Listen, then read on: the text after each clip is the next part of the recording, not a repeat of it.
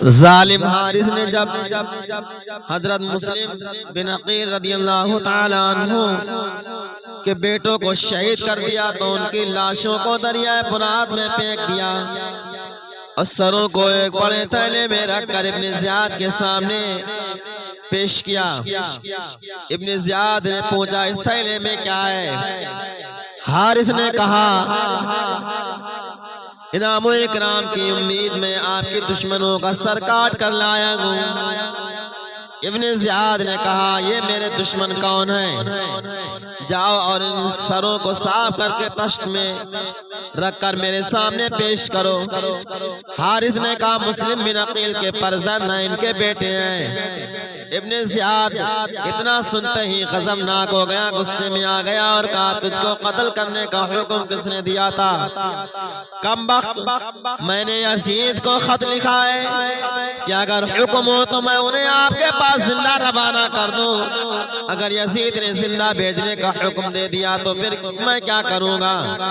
تو میرے پاس ان کو زندہ کیوں نہیں لایا؟ حارث نے کہا مجھے اندیشہ تھا کہ اہل شہر حملہ کر کے مجھ سے چھین لیں گے۔ ابن زیاد نے کہا اگر تجھے چھین لینے کا ڈر تھا تو کسی محفوظ جگہ پر ان کو ٹھہرا کر مجھے اطلاع کر دیتا، میں خود منگوا لیتا۔ تو نے میرے حکم کے بغیر ان کو قتل کیوں کیا؟ پھر ابن زیاد نے مجمع پر نگاہ ڈالی اور ایک شخص جس کا نام مقاتل تھا، جو خاندان اہل بیت کا دل و جان سے محب تھا، اس نے اس کو بلا کر کہا اس شخص کو فرات کے کنارے لے جا کر اور جہاں اس نے دونوں بچوں کو شہید کیا تھا وہیں پر اسے قتل کر دے اور ان بچوں کا سر بھی ساتھ میں لیتا جا اور کہیں ڈال دے جہاں اس نے ان کے جسموں کو ڈالا تھا۔ مقاتل نے نہایت خوشی کا اظہار کیا اور اپنے ساتھیوں سے کہا اگر عبید اللہ ابن زیاد مجھے تمام بادشاہی دے دیتا تو بھی مجھے اتنی خوشی حاصل نہ ہوتی جتنی اس مردود کو قتل کر کے ہوں گے۔ پھر اس نے حکم دیا کہ اس کا ہاتھ پیچھے کی طرف باندھ کر ننگے سر کوفہ کے بازاروں میں پھراتے ہوئے نہر فرات کے پاس لے چلو۔ دریائے فرات کے پاس جب مقاتل اپنے ساتھیوں کے ساتھ پہنچے تو دیکھا کہ ایک لونڈی شہید پڑی ہوئی ہے اور ایک عورت زخمی حالت میں کرا رہی ہے۔ مقاتل کے پوچھنے پر خاتون نے بتایا کہ میں اس بدبخت روسیہ کی بیوی ہوں اور یہ اس کی لونڈی ہے۔ حارث نے مقاتل سے کہا میں تجھ کو 10,000 دینار دیتا ہوں تو مجھے چھوڑ دے، میں کہیں بھی روپوش ہو جاؤں گا۔ مقاتل نے کہا اگر تمام دنیا تیرے قبضے میں ہو جائے اور تو وہ سب مجھ کو دے دے تو بھی میں تجھ کو نہ چھوڑوں گا۔ تو نے جب ان نونہالوں پر رحم نہیں کیا تو میں بھی تجھ پر رحم نہیں کر سکتا اور تجھے اس سے بھی بری طرح قتل کر کے اللہ تعالیٰ کی بارگاہ میں ثواب کی امید لے کر جاؤں گا۔ پھر مقاتل گھوڑے سے اترا اور اس نے امام مسلم کے صاحبزادوں کا خون اپنے چہرے پر ملا اور حق تعالیٰ سے اس مبارک خون کے طفیل اپنی مغفرت کی دعا مانگی۔ پھر ان سروں کو فرات کے حوالے کر دیا۔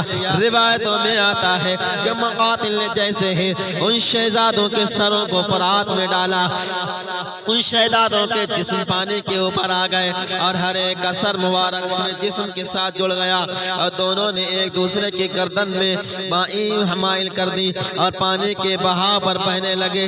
روایت میں یہ بھی آتا ہے کہ پھر ان دونوں کو پانی سے نکال کر نہر فرات کے کنارے مدفون کر دیا گیا۔